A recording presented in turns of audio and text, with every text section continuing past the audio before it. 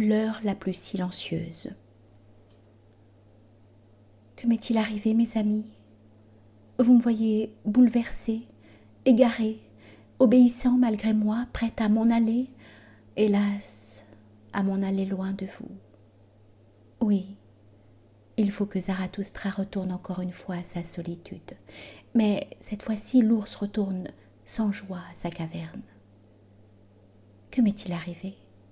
Qui m'oblige à partir? Hélas, l'autre, qui est ma maîtresse en colère, le veut ainsi. Elle m'a parlé. Vous ai-je jamais dit son nom? Hier, vers le soir, mon heure la plus silencieuse m'a parlé. C'est là le nom de ma terrible maîtresse. Et voilà ce qui s'est passé, car il faut que je vous dise tout, pour que votre cœur ne s'endurcisse point contre celui qui s'en va précipitamment. Connaissez-vous la terreur de celui qui s'endort? Il s'effraie de la tête aux pieds, car le sol vient à lui manquer et le rêve commence. Je vous dis ceci en guise de parabole. Hier, à l'heure la plus silencieuse, le sol m'a manqué. Le rêve commença. L'aiguille s'avançait, l'horloge de ma vie respirait. Jamais je n'ai entendu un tel silence autour de moi, en sorte que mon cœur s'en effrayait. Soudain, j'entendis l'autre qui me disait sans voix: « Tu le sais, Zarathustra. » Et je criais d'effroi ce murmure, et le sang refluait de mon visage. Mais je me tus. Alors l'autre reprit sans voix: « Tu le sais, Zarathustra, mais tu ne le dis pas. » Et je répondis enfin avec un air de défi: « Oui, je le sais, mais je ne veux pas le dire. » Alors l'autre reprit sans voix: « Tu ne veux pas, Zarathustra? Est-ce vrai? Ne te cache pas derrière cet air de défi. » Et moi de pleurer, de trembler comme un enfant, et de dire: « Hélas, je voudrais bien, mais comment le puis-je? Fais-moi grâce de cela, c'est au-dessus de mes forces. » Alors l'autre reprit sans voix: « Qu'importe de toi, Zarathustra, dis ta parole et brise-toi. » Et je répondis: « Hélas, est-ce ma parole? Qui suis-je? J'en attends un plus digne que moi. Je ne suis pas digne, même de me briser contre lui. »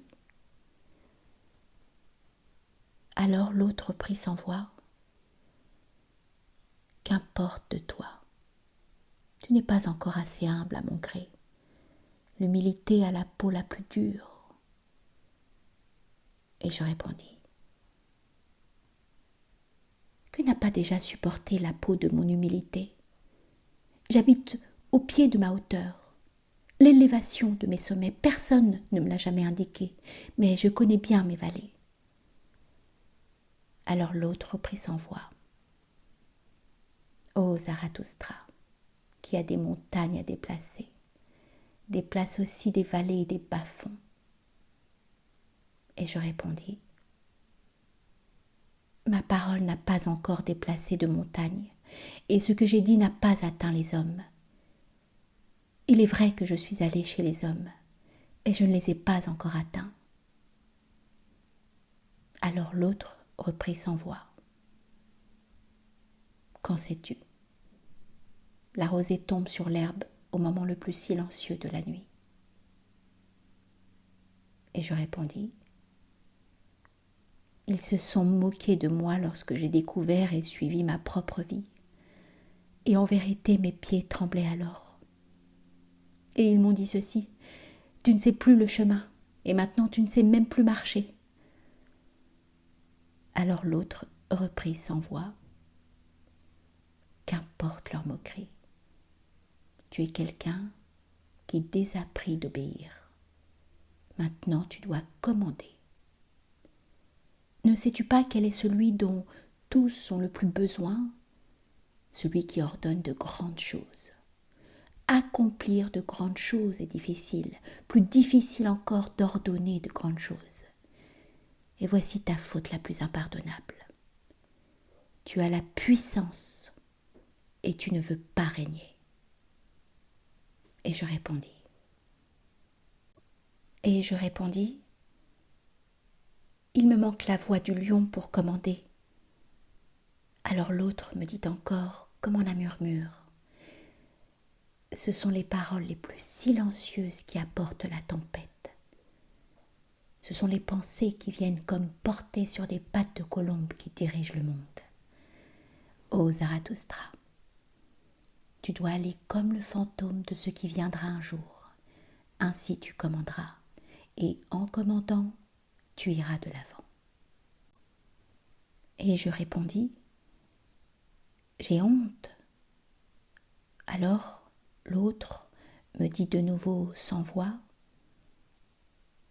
il te faut redevenir enfant et sans honte.